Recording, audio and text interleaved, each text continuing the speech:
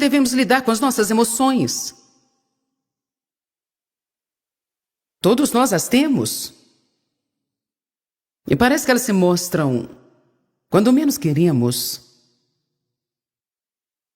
Eu recentemente falei para o meu marido: eu não sei o que teria feito da minha vida se eu não tivesse aprendido que as emoções nunca param de existir, mas nós podemos aprender a lidar com elas.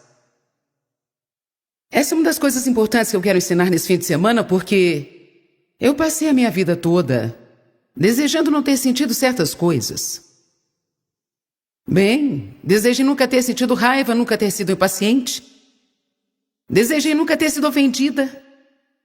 Nunca ter me sentido mal. Desejei nunca ter me sentido triste. Mas parece que quanto mais eu repreendia, quanto mais eu orava, quanto mais eu tentava crer em Deus para que algumas dessas emoções negativas não me aparecessem, elas continuavam voltando. Finalmente eu aprendi um segredo. Na palavra de Deus, no livro de Gálatas, capítulo 5, que ele nos deu um fruto chamado autocontrole.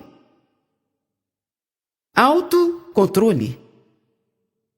Na verdade, em 2 Timóteo, capítulo 1, verso 7, Paulo disse a Timóteo: Deus não nos tem dado espírito de medo, mas de poder, amor e temperança. Mas se você ler a Bíblia Amplificada, diz assim: um espírito de poder e de amor, e uma mente bem calma, bem equilibrada, e um espírito de autocontrole.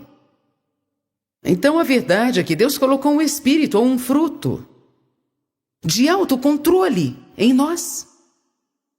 É triste dizer, muitas pessoas gastam seu tempo tentando controlar os outros quando deviam controlar a si mesmas. Aleluia! Na verdade, esse espírito de poder, amor e temperança, ou autocontrole, o poder é supostamente para ser usado contra o diabo, o amor é para ser usado com as outras pessoas. E o controle é para usar consigo mesmo. Mas é triste dizer que as pessoas tentam amar a si mesmas, controlar os outros e usar o poder para um propósito diferente. Não um espírito de medo, mas de poder, amor e temperança, um espírito de autocontrole. Eu quero que todos falem bem alto. Eu tenho autocontrole. Se você é cristão, nunca na sua vida poderia dizer: eu não tenho controle. Porque você pode controlar-se a si mesmo. Se você desejar e começar a praticar, esse fruto vai desenvolver e crescer. E o autocontrole vai se tornar um grande amigo na sua vida. O autocontrole precisa ser trabalhado em todas as áreas da sua vida. Se você ler a lista dos frutos do Espírito em Gálatas 5, começa com amor. Amor, alegria, paz, paciência, bondade, benignidade, humildade, fidelidade, autocontrole. Tenho certeza que perdi algo, mas vou lhe explicar.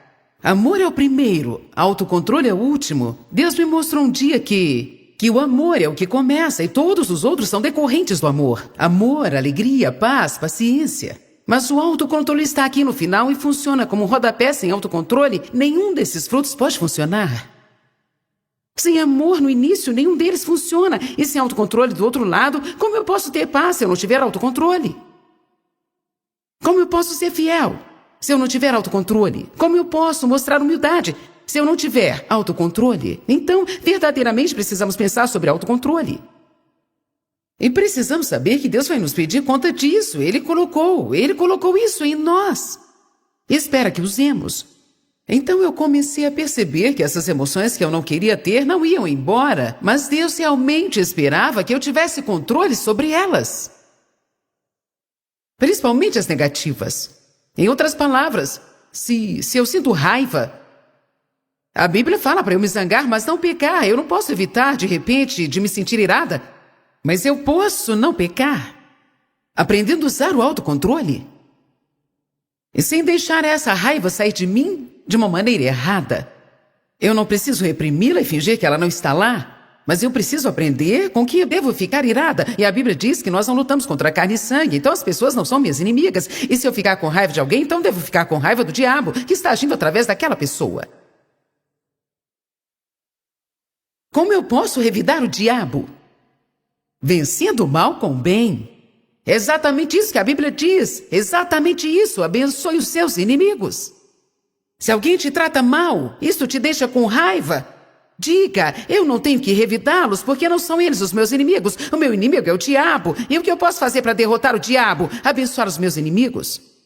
Alguns de vocês não entenderam isso.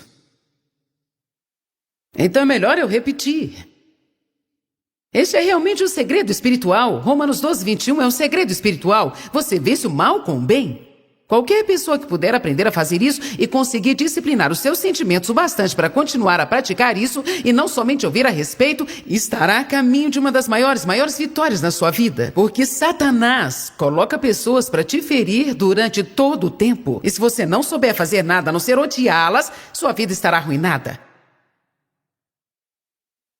Você nunca sabe quando isso aparece. Depois de um seminário, eu cheguei em casa na semana passada, estava cansada, eu tinha trabalhado a semana toda. Antes disso, eu estive trabalhando 2 semanas direto. E eu abri uma carta de alguém que estava reclamando comigo sobre isso e aquilo outro. E me senti ferida. Eu estava cansada, eu não queria ouvir aquilo. Então eu fiquei as 2 semanas seguintes orando por aquela pessoa. Essa é a forma de revidar o inimigo. Não ajuda em nada você tentar defender a si mesmo. Não ajuda em nada você tentar dizer às pessoas o quanto você é maravilhoso, pois elas não entendem.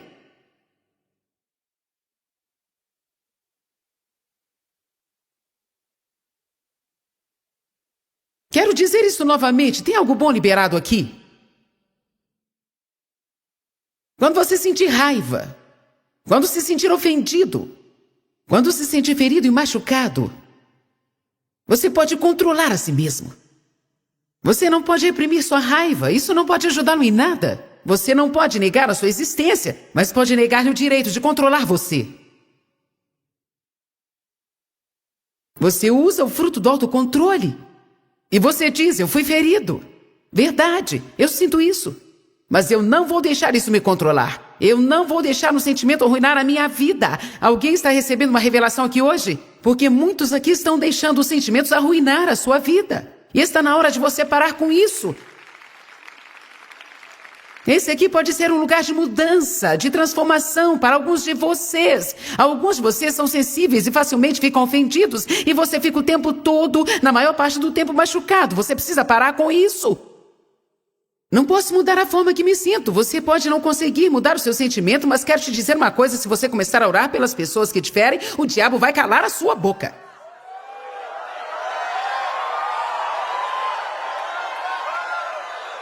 Então quero dizer isso mais uma vez para ter certeza que você me entendeu. Quando você sentir essas emoções negativas, não permita que elas te controlem. Sua guerra não é contra as pessoas. Efésios 6:12 diz, nossa guerra não é contra carne e sangue, mas contra principados, poderes e toda maldade nas regiões celestes. O diabo, que é o seu inimigo, ele opera através de qualquer um que ele puder usar. Não fique com raiva das pessoas que ele usa, porque ele pode usar você também. Nós somos muito mais sensíveis ao que as pessoas fazem conosco do que o que nós fazemos a elas. Deveria ser o contrário. Estou pregando bem, ainda é cedo. Posso te dizer que nós vamos passar do limite aqui hoje. Amém? Nossa guerra não é contra as pessoas, é contra o diabo, ok, irmã Joyce? Eu acredito, minha guerra é contra o diabo. Como eu posso lutar contra o diabo? Bem, sendo bom com as pessoas que te ferem. E vou te falar uma coisa, para fazer isso você precisará saber lidar com suas emoções, porque você não terá um sentimento para te incentivar a isso. Você me entende? Você não terá um sentimento que o encorajará a orar pelos seus inimigos e ser uma bênção na vida deles. Você terá vontade de falar mal deles, mas você vai se autodisciplinar e não fará isso. Porque você tem autocontrole. Diga, eu tenho autocontrole. Nem todos falaram. Alguns ainda não decidiram se realmente querem isso. Vamos todos juntos. Eu tenho autocontrole.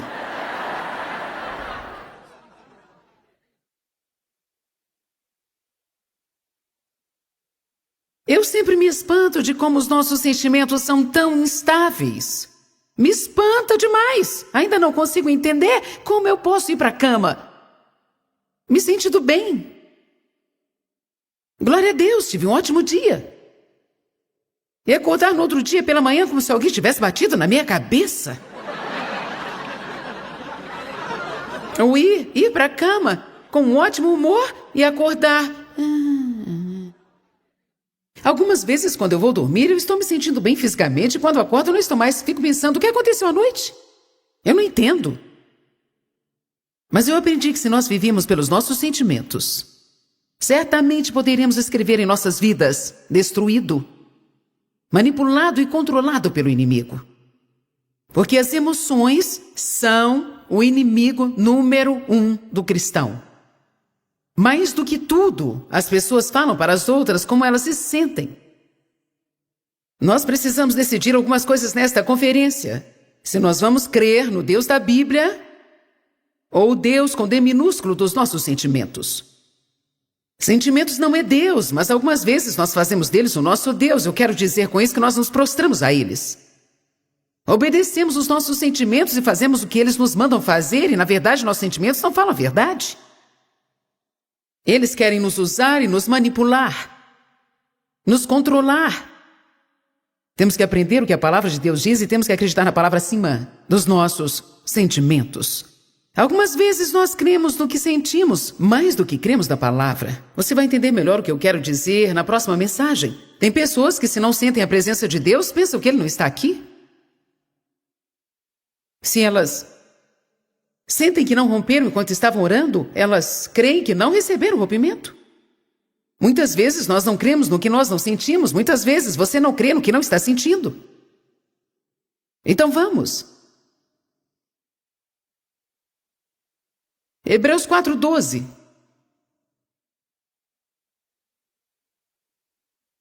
Diz que nós precisamos aprender a dividir alma e espírito. Diz assim, a palavra de Deus é viva e cheia de poder. É ativa, operante, energizante, efetiva. É mais afiada do que uma espada de 2 gumes, que penetra dividindo a linha da alma e do espírito. A Bíblia Amplificada diz: o sopro da vida, a alma e o espírito imortal juntas, medulas, as partes mais profundas do nosso ser. Expondo, verificando e analisando para um propósito de simplicidade, a versão King James diz: só a palavra de Deus, somente a palavra de Deus pode nos ajudar a dividir a alma e o espírito. O que isso quer dizer? Só a palavra de Deus pode nos ensinar a reconhecer o que é de Deus e o que é nosso. A alma é minha. Deus é Deus. Mas a alma sou eu. Sua alma é você. Você tem um espírito. Quando você nasce de novo, Pai, Filho e Espírito Santo vêm habitar no seu espírito. Pelo poder do Espírito Santo. Mas você ainda é você.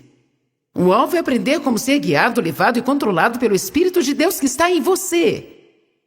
E em mim, mas para isso acontecer é necessário que uma obra seja feita nas nossas almas. O que é a minha alma? A minha alma é a minha mente, minha vontade, minhas emoções. A mente me diz o que eu penso, não o que Deus pensa. O Espírito Santo dentro de mim deseja me falar o que Deus pensa. Mas eu preciso aprender a ser sensível ao Espírito para que isso aconteça. A maioria das pessoas são carnais e isso significa que elas vivem pela alma. Se tem uma coisa que nós precisamos ser ensinados na igreja, está no que diz em Hebreus 4. Como dividir a alma e espírito. Como saber o que é de Deus e o que é de mim mesma. Minha mente me diz o que eu penso.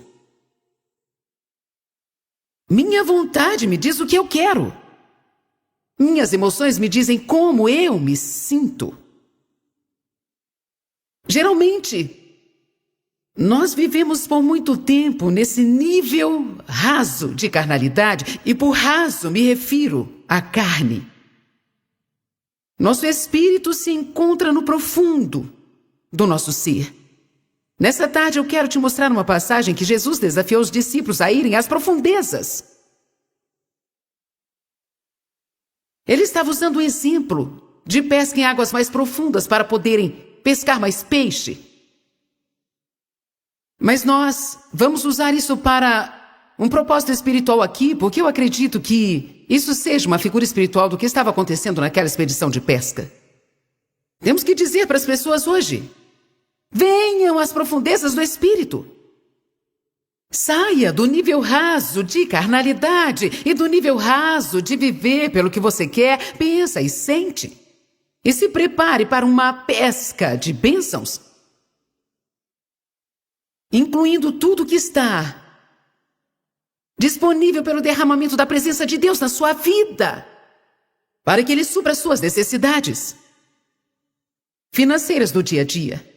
Deus quer te abençoar em todas as áreas. Ele quer que você o escute. Ele tem segredos e mistérios reservados para você. Tem revelações sobre sabedoria e conhecimento.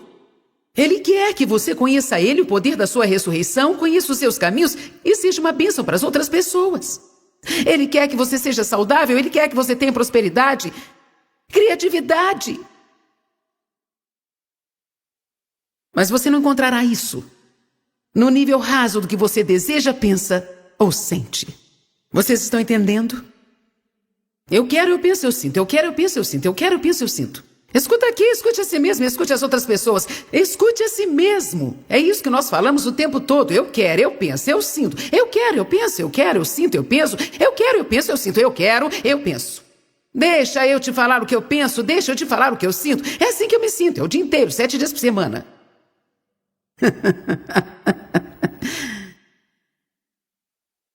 Robô. Todo lugar que eu vou querem que eu faça o meu robô.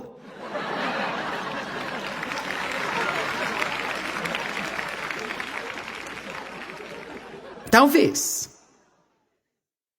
Eu não estou com vontade de fazer agora. Eu não acho que seja uma boa ideia, eu não quero fazer. Então, a não ser que Deus me fale para fazer, eu não vou fazer. Talvez mais tarde, mas o que eu quero dizer, nós vivemos neste reino do que eu quero, eu penso, eu sinto. E quando estamos presos demais a isso, nós perdemos a vontade de Deus para nós. Vamos abrir um pouquinho em João capítulo 5, verso 30, porque eu quero te mostrar uma coisa tremenda.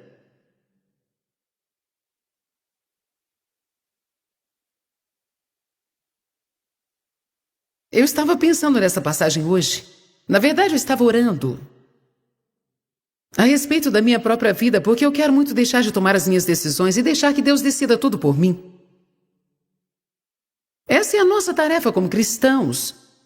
Decidir o que Deus decidiria, porque, olha, mesmo Deus querendo uma coisa, Ele não poderá cumprir isso na terra se nós não estivermos de acordo com Ele. Porque Ele diz, eu coloco diante de você a vida e a morte, escolha. Deus nos dá livre-arbítrio. É por isso que nós fomos feitos à imagem de Deus, porque nós temos uma escolha. Nós não somos marionetes amarrados a uma corda e forçados a fazer as coisas. Deus tem uma vontade para cada um de nós e Ele tenta nos guiar, nos levar e nos mostrar gentilmente e docemente pelas partes mais profundas do nosso ser. Ouvir a Deus tem mais a ver com conhecer. Somente conhecer a doce voz que você ouve e sabe que está certo e o que está errado. Você sabe qual tipo de conversa você pode conversar, qual tipo de conversa você não pode conversar. Você sabe que as pessoas me dizem o tempo todo, eu sei que eu não devia fazer isso, mas... Gente, que coisa mais estúpida!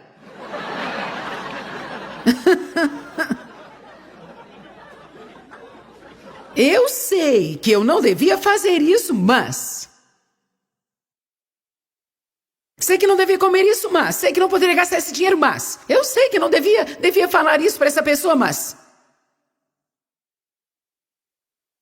Vamos, eu estou vendo algumas pessoas lá em cima. Vocês estão saindo só porque estão perto da porta?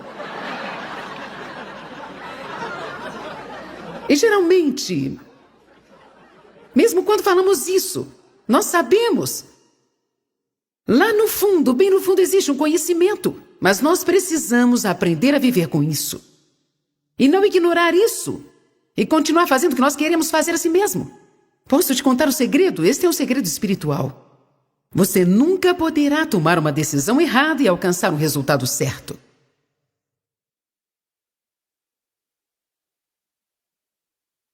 Amém? É isso que os jogadores estão sempre fazendo. Eles acham que podem arriscar.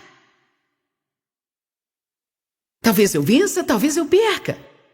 Deus não está à procura de jogadores, Ele quer investidores.